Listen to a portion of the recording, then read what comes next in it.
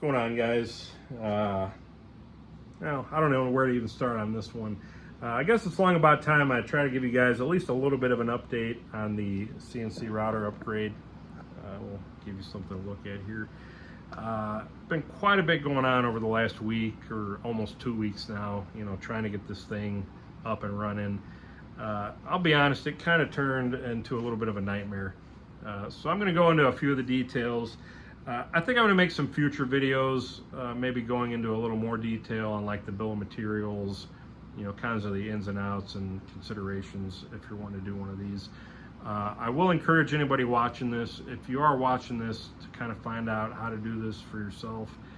By all means, ask me questions, let me know what you want to see, what you want to know about, and I'll make a separate dedicated video.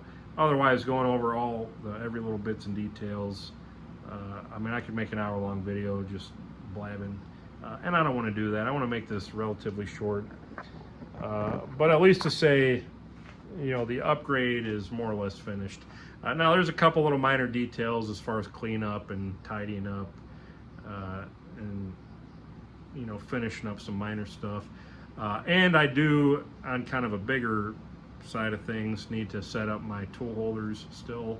I'm going to have 10 tool stations or tool clamps for my tool holders that I can insert tooling into and program its location and the macros for swapping those out. That's going to be down the road. I'm not in any real big hurry for that. At the very least, I just wanted to get this machine up and running again. Really, even if just to have faster tool changes. So that was kind of the primary motivation. As silly as it sounds for this whole upgrade to begin with, I wanted faster tool changes. So for those maybe just tuning in, the original spindle that I had installed on this machine, it was just a standard ER20 collet nut style of spindle where the nut threads on basically to the motor spindle itself. It's got an inside taper outer thread, very similar to a traditional wood router, and it uses these guys. They hold the collets. These are the nuts. They screw in or off, for changing. You can swap the collets out, or I got multiple nuts so I could swap them out even faster. And then these hold your tooling, and every time you need to change tools, you basically got to grab your 2 wrenches, loosen it up, sometimes take it all the way off, change your tool, put it all the way on, tighten it up, touch it off. It becomes an involved process, and on more complicated projects with lots of different tooling, it can add a lot of time to a project. Whereas this newer spindle, instead of using a nut and collet, it uses tool holders, which on themselves have the nut and collet, integral to the holder rather than the motor shaft. And so this is kind of an on-off, in-out kind of thing. So it uses a pneumatic drawbar that grabs onto this. It does have an inner taper similar to a collet. But you basically open that drawbar, take your tool out, put your new one in, close the drawbar, and it's just that quick. And what's really nice is you can kind of preset these up with known tools of known lengths. You set those up in your computer, you can number them, and basically know exactly what you have and set them up to grab it, exactly however and whenever you need to. So again, that'll be down the road. But even just being able to grab one of these, we'll say a 1/4-inch end mill, swap it out real quick, touch it off, and keep going, that'll still save me several minutes per project, which adds up after a while, believe me. So that's just a little bit more of the how and the why there. But as far as the problems, just real quickly, I overlooked one very critical detail when selecting the spindle. Ideally, I wanted kind of a 1-to-1 swap out, similar size for the tooling. So I picked ISO 20, which mates up nice to the ER20 spindle. I picked a spindle that was the same diameter, at the main part of the motor, so I could use my old clamp as well. Same voltage, max speed, horsepower, 3-phase, same number of motor poles. Basically thinking I was getting something I could just plug and play right into my existing VFD and controller. I overlooked one of the most important aspects. That was the motor frequency. Now typically for a spindle motor, you're usually, at least for this size and type, you're usually looking at a 400 hertz motor. This one happens to be 800 hertz, and I only found that out because I tried running it after hooking it all up, and it faulted out my VFD on an over temp. Smelled like I had burned the thing up. The motor was hot, the wires were hot, I smelled a burning smell. It didn't look good. Long story short, it still works fine. I don't believe I did any catastrophic or long-lasting damage. But I soon found out, oh crap, this is an 800 hertz motor, not 400 like I thought it was. Meaning I had to change out my VFD. My VFD maxed out at 400, couldn't use it anymore. Now that's a problem because it was a very specific VFD that communicated a very specific way with my control software. Or in other words, it used a plugin that was developed years ago. Now without getting too deep into it, there's three ways you can control a spindle and VFD setup on a CNC router. First way is manually, so you grab the keypad every time, hit run, set your speed, hit stop when you're done, or go forward, reverse. You can do all that from the keypad. Not very efficient, and God forbid you have a crash or a failure or workpiece starts coming loose. You can't just hit the E-stop and stop the machine. The spindle will keep going. You got to hit stop on the keypad as well. That's a problem for me. Second way, a little bit better, you can use pulse width modulation, or PWM. That basically uses your existing breakout board. Most of them have PWM outputs, which is a variable voltage between 0 and 10 volts DC. That wires directly into the VFD through a couple of specific pins or ports. And basically it converts that voltage or different voltages into different frequencies or speeds. It can be tuned and calibrated to an extent with your software, but it's a little clunky, it's not very accurate, it's not linear. And there's ways to kind of get around that and make it better, but we're not going to go there. And it gets complicated. And then that's only for your speed, by the way. You still have to set up relays to turn the VFD on and off, or to do your run stop commands, your forward, reverse, so on. So it's not without its quirks and complications. Lastly, you can use serial communication, usually through something called Modbus protocol. It uses specifically usually 485 plus and minus ports on your VFD, or RS485 ports. I think there's RS232 as well. I'm not quite sure the difference there off the top of my head. But it's a serial communication, pretty much binary code back and forth between the computer and the VFD, tells it what to do. Now, while the protocol is standard, the bits and the bytes, the zeros and the ones, they're not exactly standard. So that's different based on each VFD, each manufacturer. Now, the original one I had, the Huanyang VFD, it claimed to use Modbus, but it really didn't. It was like their version of a Modbus, which really didn't work like a traditional Modbus. So somebody was smart enough, much smarter than me, to make a plugin for it to program, a custom plugin, that basically did what Modbus does, and gave it the commands to run, start, stop, forward, reverse, set the speed, display the speed.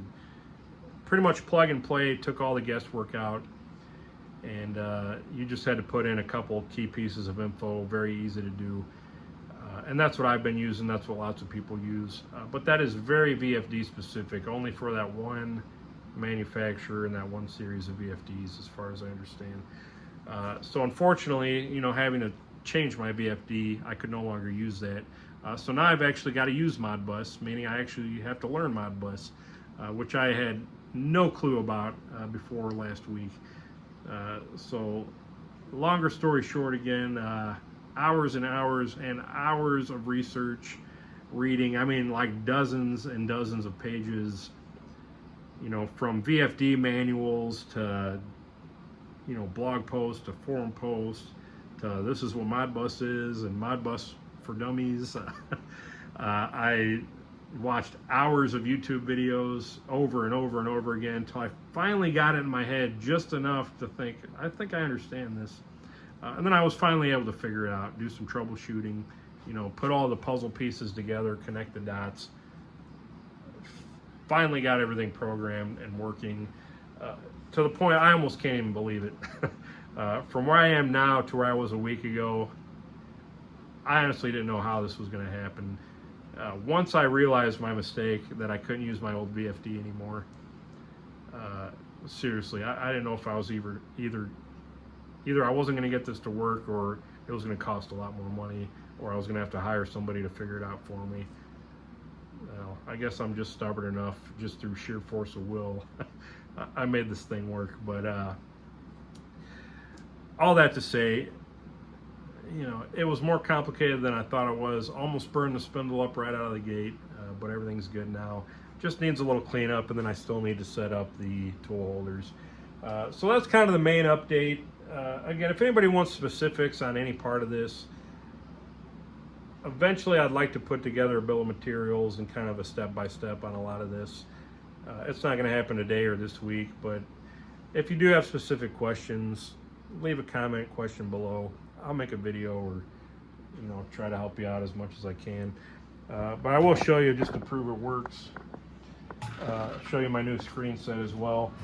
Now, I think I mentioned this. I purchased this from another YouTuber, or CNC machinist.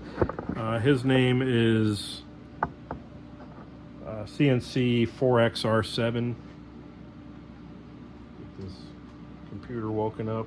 And you guys might recognize this screen set. I believe it was an open source kind of version. I want to say the guys from Physics Anonymous, from way back when, actually did most of the creation of this like graphic. But they made it open source, and a lot of people have kind of adapted it and customized it for their own uses.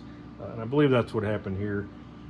So while it's similar to that screen set from Physics Anonymous, if I'm remembering correctly, this is very customized for tool changing spindles and programs.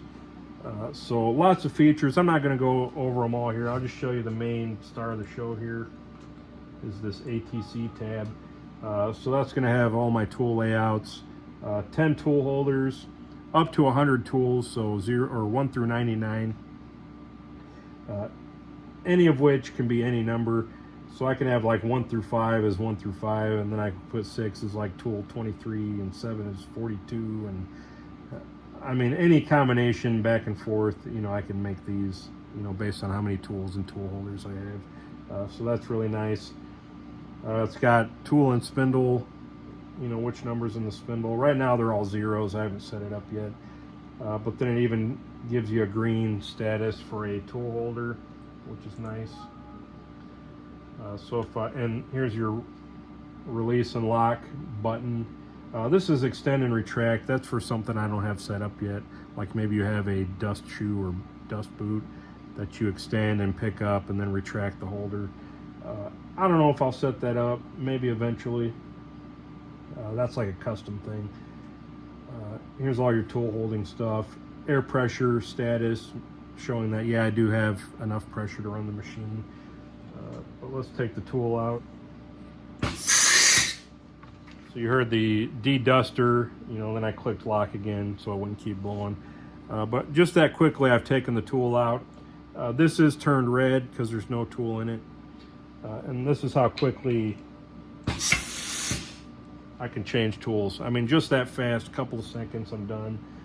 Touch it off and go. Or if I have it programmed, I already know how long it is, and I'm ready to go.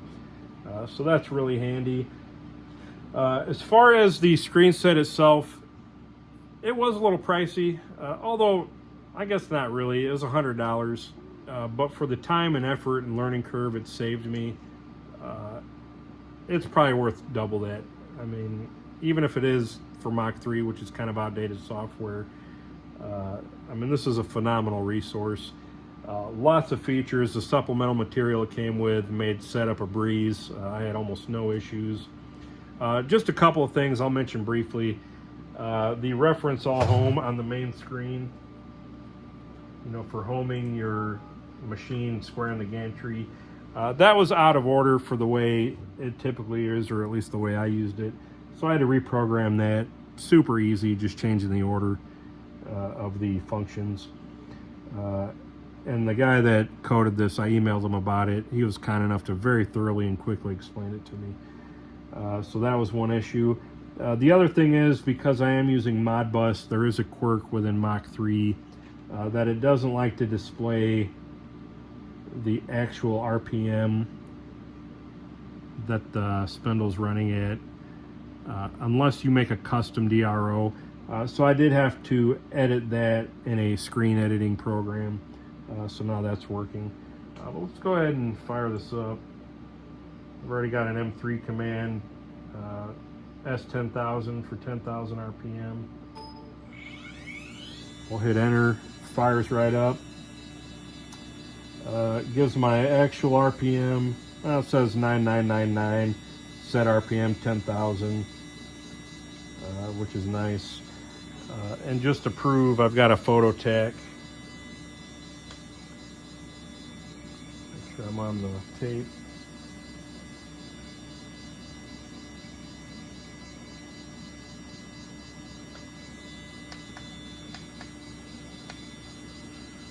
So 9994, and that could be discrepancy of this cheap tack too.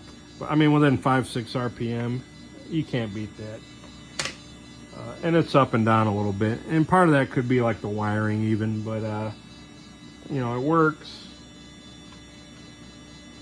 I could stop it.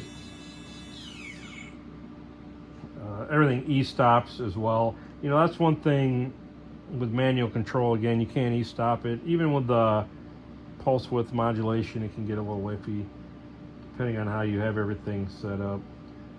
So all that works great now. Basically, I can go back to using my machine like normal. So I'm just ecstatic about that. So that's pretty much it for this one, guys. We'll go ahead and wrap things up. But just to say, I got a little hopeless there for a minute, thinking I wouldn't be able to figure this out. Again, sheer force of will and the grace of God, got me, to where I figured this out. Learned quite a bit. I definitely added some wrinkles to the brain for sure. Had a powerful headache when I was done with this. Could have been high blood pressure too, I guess. But yeah, I couldn't be happier. I can't wait to kind of get back into some projects here. Got a lot of stuff to catch up on with products for the website, as well as some other projects I've got going on. And I probably will start just with some basics, setting up some tool holders, maybe one or two, trying to get the basic hang of it. Once you get one, you'll be able to get them all.